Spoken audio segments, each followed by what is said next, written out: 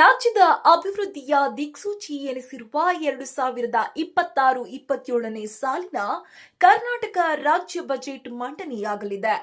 ಮಾನ್ಯ ಮುಖ್ಯಮಂತ್ರಿ ಸಿದ್ದರಾಮಯ್ಯ ಅವರು ನಾಳೆ ವಿಧಾನಸಭೆಯಲ್ಲಿ ಈ ಮಹತ್ವದ ಬಜೆಟ್ ಅನ್ನ ಮಂಡಿಸುತ್ತಿದ್ದಾರೆ.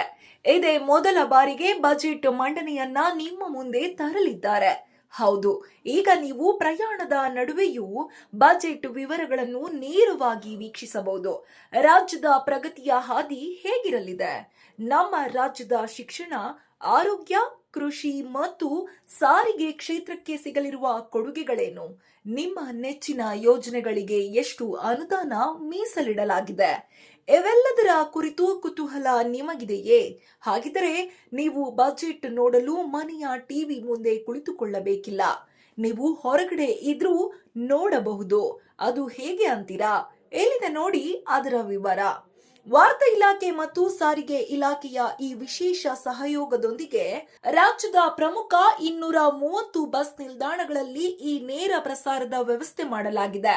ಬಸ್ ನಿಲ್ದಾಣಗಳಲ್ಲಿ ಅಳವಡಿಸಲಾಗಿರುವ ಸುಸಜ್ಜಿತ ಡಿಜಿಟಲ್ ಎಲ್ಇಡಿ ಪರದೆಗಳ ಮೇಲೆ ಬಜೆಟ್ ಮಂಡನೆ ಮತ್ತು ನಂತರದ ಪತ್ರಿಕಾಗೋಷ್ಠಿಯನ್ನು ನೀವು ನೇರವಾಗಿ ವೀಕ್ಷಿಸಬಹುದಾಗಿದೆ.